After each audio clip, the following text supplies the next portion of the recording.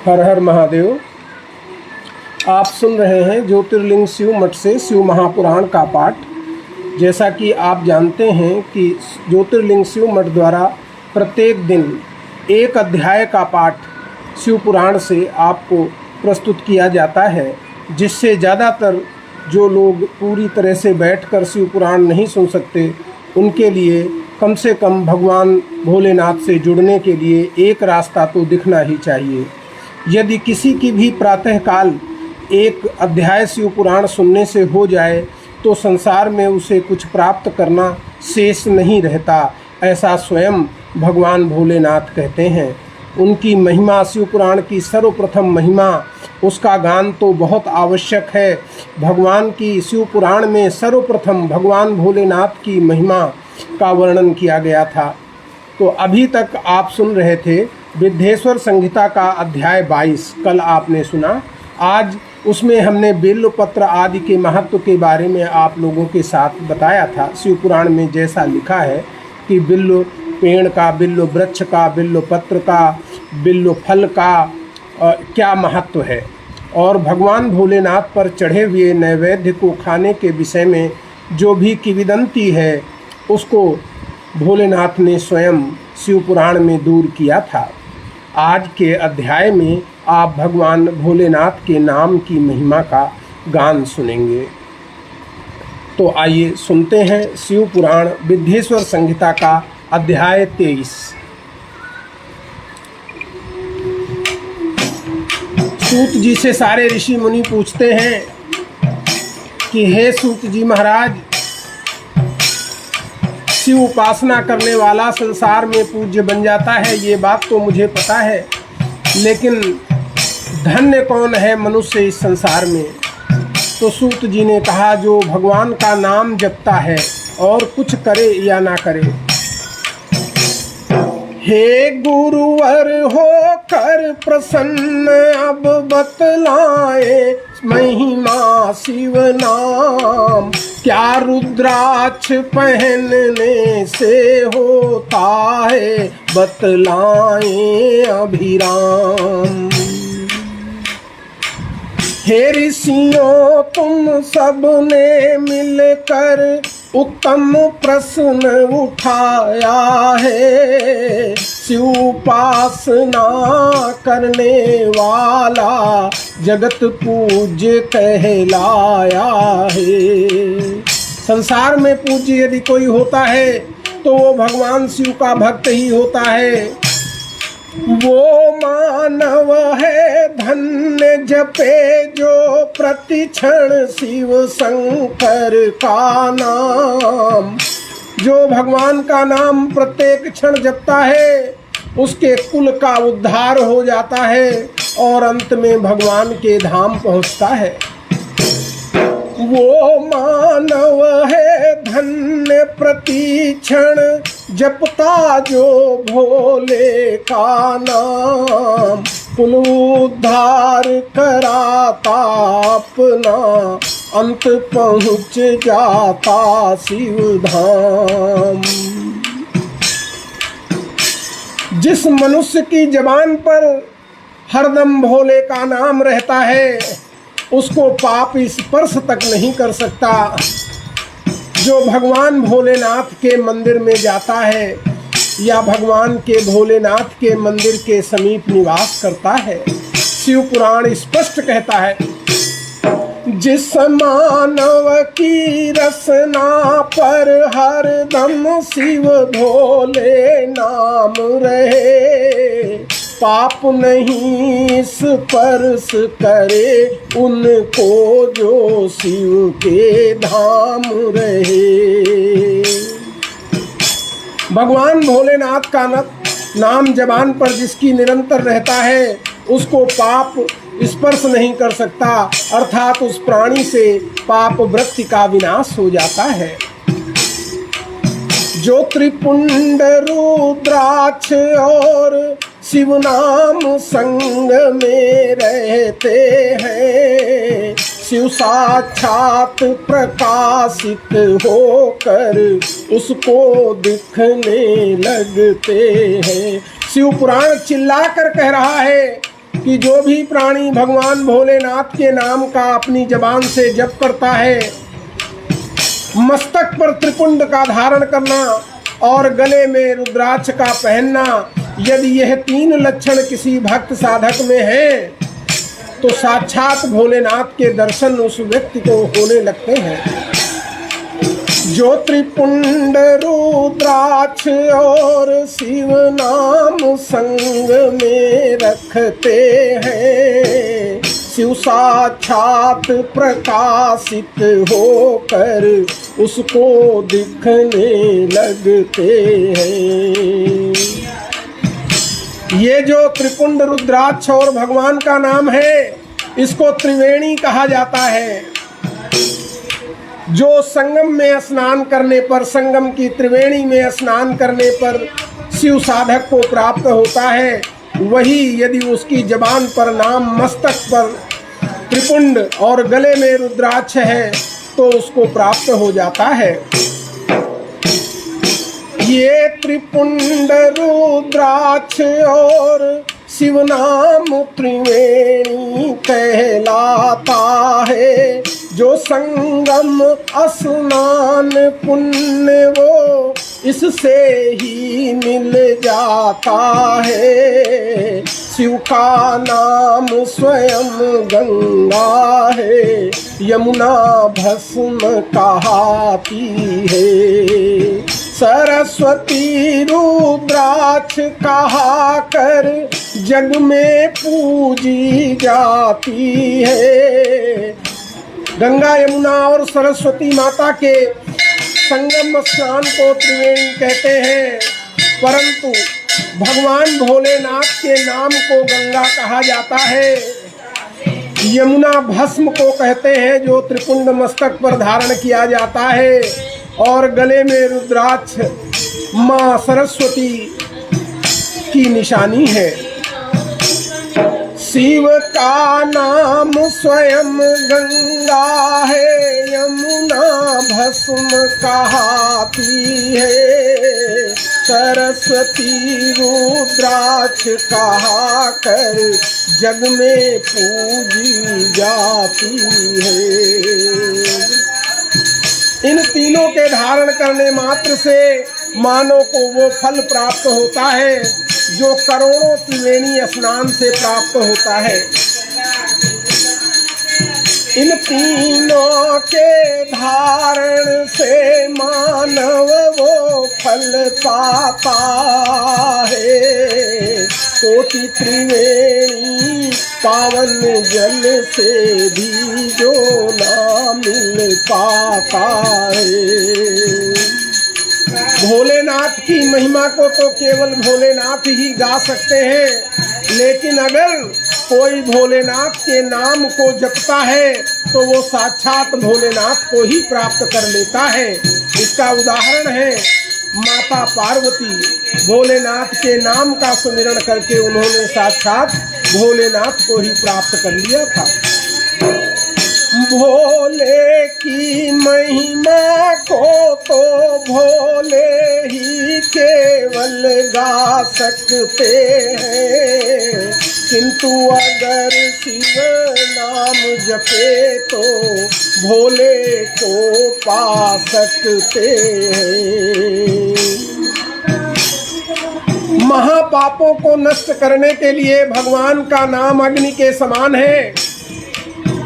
जो भी प्राणी भगवान के नाम का सुमिरन करता है तो भगवान भोलेनाथ उसके हृदय में वास करना प्रारंभ कर देते हैं।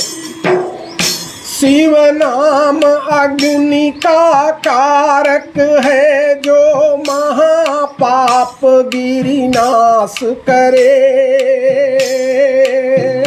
शिव नाम अगर सुमिरे प्राणी तो शिव उसके उर्वास करे।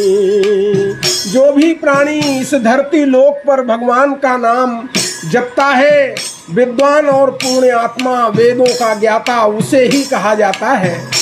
यानी इनका अध्ययन करना आवश्यक नहीं है, भगवान का नाम जपने से ये सब प्रकाशित हो जाते हैं। जो साधक इस धरा लोक में शिव का नाम सुमिरता है, वो ही विद्वान पुण्य आत्मा वेदों का ज्ञाता होता है। ऐसे व्यक्ति द्वारा ही किया गया सभी कर्म धर्म कहलाता है। और जो शिव नाम की नौका में बैठ गया तो फिर उसे सुख से कोई रोक नहीं सकता। उसके द्वारा ही किया गया सब धर्म कर्म फलदायी है। शिव नाम तरनी, तरनी नौका को कहते हैं। शिव नाम तरनी जो बैठ गया वही केवल सुखदाई है। भगवान भोलेनाथ के नाम रूपी नौका में बैठने से होते भव सागर पार, सभी भव पाप नष्ट हो जाते हैं। जो हर हर शंभु हर हर शंभु हर हर शंभु गाते हैं, जो भगवान के नाम का सुमिरन करते हैं उनको संसार के सभी पापों से मुक्ति मिलती है, साथ ही वो भव सागर से पार हो जाते हैं। पाप रूपी दावानल को भगवान के नाम रूपी अमृत से शांत करो, इससे बढ़कर इस संसार में कुछ नहीं है। बिना मतलब में अपने मन को अशांत मत करो। पापों के दावानल को शिव नाम सुधा से शांत करो, इससे बढ़कर कुछ नहीं जान लो, नाहक चित्त अशांत करो। जिसने अनेक जन्मों तक लगकर घोर तपस्या की होगी उसे ही मात्र शिव भक्ति प्राप्त हो सकती है, वो ही योगी बन सकता है। जिसने अनेक जन्मों तक लग कर घोर तपस्या की होगी, शिव भक्ति उसे ही मिल सकती, वो ही बन सकता है योगी। जिस भी भक्त या साधक के मन में अखंड शिव भक्ति प्रकट हो जाती है उसको ही मोक्ष सुलभ होता है। जिसकी जबान सदैव भोले भोले गाती है। जिस साधक के मन में अखंड शिव भक्ति प्रकट हो जाती है उसको ही मोक्ष सुलभ रसना जिसकी शिव शिव गाती है। यदि कोई पापी प्राणी भी भगवान के नाम का सुमिरन करता है तो वह उन पापों से भी मुक्त हो जाता है। भगवान का नाम इतना पवित्र है। कोई पातक प्राणी भी यदि सादर शिव सुमिरन करता है पापों से होता मुक्त, सत्य जो हर हर भोले कहता है। जिस प्रकार से जंगल में लगी हुई आग सारे वृक्षों को जला देती है वैसे ही भगवान के नाम का सुमिरन सभी पातक यानी पापों को नष्ट कर देता है। जैसे जंगल में दावानल से भस्म बिटप हो जाते हैं वैसे शिव नाम सुमिरने से ही सब पातक जल जाते हैं। जिस प्रकार से भगवान की भस्म को साधक अपने शरीर पर लगाकर उसे पवित्र करता है उसी प्रकार भगवान के नाम से मन पवित्र होता है।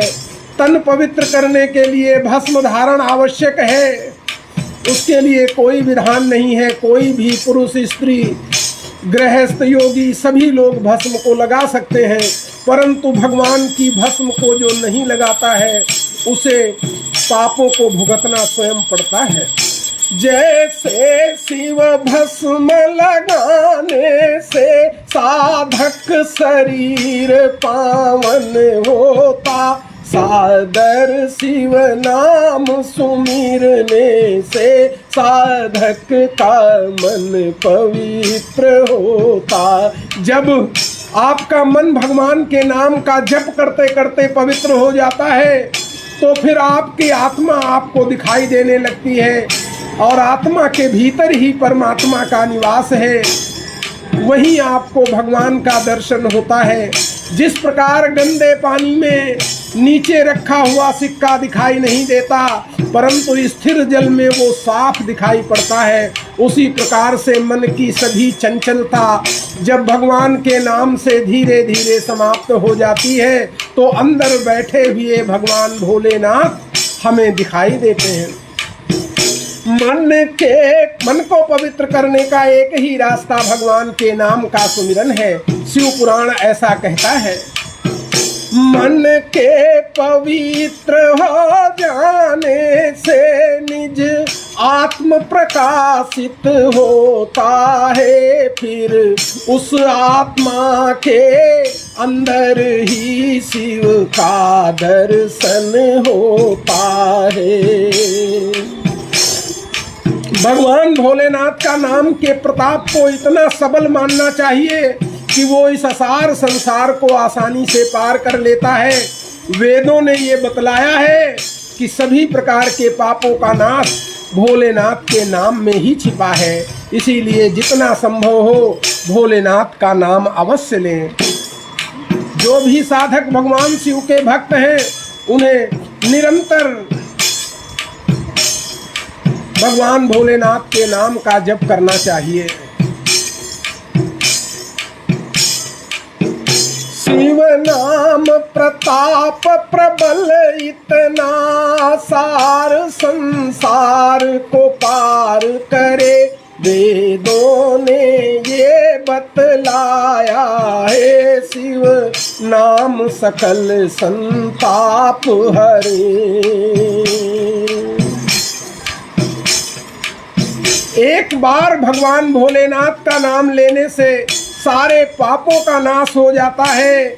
जैसे इंद्रधुम्न नामक एक पातक यानी पापी राजा था जो एक बार भोलेनाथ का नाम लिया और भगवान के धाम पहुंच गया। तो जो निरंतर या लगातार या ज़्यादा से ज़्यादा नाम जपेंगे उनको शिवलोक जाने से कौन रोक सकता है। बस एक बार शिव कहने से सारे पापों का नाश हुआ, जो इंद्रधुम्न पातक राजा हो पावन मन का साप हुआ। जैसे एक ब्राह्मण युवती का भी प्रसंग आता है, चंचला नाम की। प्रारंभ में ही शिव पुराण के चंचला की कथा आपको हमने सुनाई थी। उसमें आपने देखा कि पूरे जीवन काल उसने गंदे आचरण व्यभिचार आदि में रत थी, परंतु अंत में भगवान की कथा उसे सुनाई पड़ी। कानों में पड़ जाने से ही उसका कल्याण हो गया और उसके बाद वो माता पार्वती की सखी के रूप में स्थापित हो गई। चंचला की कथा तो शिव पुराण में आप सब सुनते ही हैं। जैसे एक ब्राह्मण युवती भी अति पाप कर्म में लीन हुई, शिव नाम सुमिरने के कारण वो भी शिव संग विलीन हुई। इस तरह और क्या कहें, जो भी भगवान का नाम सुमिरता है भगवान स्वयं ही उसको प्रकाशित होकर सारे दुखों का हरण कर लेते हैं। इस तरह और क्या कहूँ, नाम जो शिव का सुमिरन करता है वो शिव ही स्वयं प्रकाशित होकर उसका सब दुख हरता है। जो भी साधक भगवान भोलेनाथ के भक्त भगवान शिव के मंत्र से अभी तक गुरु नहीं किए और उनके पास भगवान शिव का मंत्र नहीं है, ऐसे लोगों को भगवान भोलेनाथ का नाम ही उनके गुरु तक उन्हें पहुंचा देता है। भगवान के नाम का प्रताप सभी प्रकार के पुस्तकों, रामचरितमानस और वेदों में स्पष्ट लिखा गया है। हर जगह नाम की महिमा का गान हुआ है। नाम से ही प्रकाशित होता है रूप, नाम से ही। जैसे आपके सामने कोई किसी का नाम ले तो तुरंत आपके मन में उसका रूप आ जाता है। इसीलिए जब लगातार हम नाम लेते हैं तो हमारे मन में भगवान शिव का रूप प्रकाशित हो जाता है, और जिसके मन में भगवान का रूप प्रकाशित हो जाता है उसे इस संसार में कुछ करने जैसा नहीं रहता है। इसीलिए सबसे प्रमुख है भगवान के नाम का हर क्षण सुमिरन करना। कार्य करते समय, बैठते, नाम लेने के लिए कोई ऐसा नियम नहीं है कि आपने स्नान ही किया हो, आप पवित्र अवस्था में हो, किसी भी अवस्था में आप नाम का सुमिरन कर सकते हैं।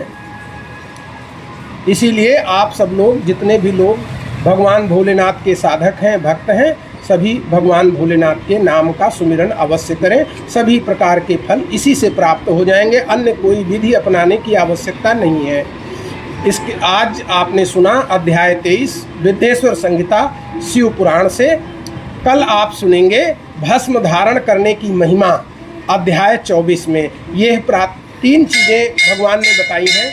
आज के अध्याय में आपने जो सुना उसमें प्रमुख ये है कि त्रिवेणी स्नान, आपको त्रिवेणी, गंगा, जमुना और सरस्वती, यह कैसे प्राप्त हो सकता है। प्रतिदिन करोड़ों त्रिवेणी स्नान का पुण्य। सर्वप्रथम तो आप भगवान के नाम को गंगा माना जाता है। जमुना, जो आप अपने मस्तक पर भस्म धारण करते हैं, वो जमुना है। और माता सरस्वती, गले में रुद्राक्ष अवश्य धारण करना चाहिए। भले ही आप बड़ी माला ना रख सकें तो एक रुद्राक्ष गले में रखना आवश्यक है। यदि गले में आपके रुद्राक्ष रहता है और अकारण आपकी मृत्यु होती है तो सीधे आप शिवधाम प्राप्त करते हैं। मस्तक पर त्रिपुंड, जो भी प्राणी भगवान शिव से संबंधित हैं, भगवान शिव से जुड़े हुए हैं, उन्हें मस्तक पर भस्म अवश्य लगाना चाहिए। इसके लिए कोई ऐसा विधान नहीं है कि पुरुष नहीं लगा सकता, स्त्री नहीं लगा सकती, या कोई अन्य वर्ण का व्यक्ति नहीं लगा सकता। ब्राह्मण लगा सकता है, क्षत्रिय लगा सकता है, वैश्य लगा सकता है, अन्य जातियां लगा सकती हैं। कोई ऐसी बात नहीं है। आप लोग भगवान से जुड़ने की प्राथमिक अवस्था ही यही है कि आप सभी भगवान की इन 3 चीज़ों को अवश्य धारण करें। सर्वप्रथम जुड़ने से पहले आपको आवश्यक है कि आप सर्वप्रथम भगवान की भस्म को मस्तक पर त्रिपुंड के रूप में जरूर लगाएं।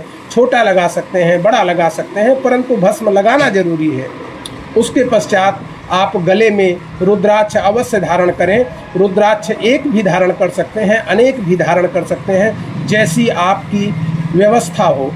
और तीसरा, गंगा, जमुना और सरस्वती। गंगा जैसा आपको बताया, भगवान का नाम ही गंगा है, और जमुना भस्म का प्रतीक है, और सरस्वती रुद्राक्ष का प्रतीक है। शिव के भक्तों के लिए ये परम आवश्यक ज्ञान भगवान भोलेनाथ ने शिव पुराण में जो दिया था, वही सूत जी ने ऋषि मुनियों को बताया, और हम आज उसी का पाठ आपके सामने कर रहे हैं। तब तक के लिए कल पुनः मिलेंगे। आपको भस्म धारण करने की पूरी महिमा पता चल जाएगी कि भस्म धारण करने मात्र से क्या हो सकता है। हर हर महादेव।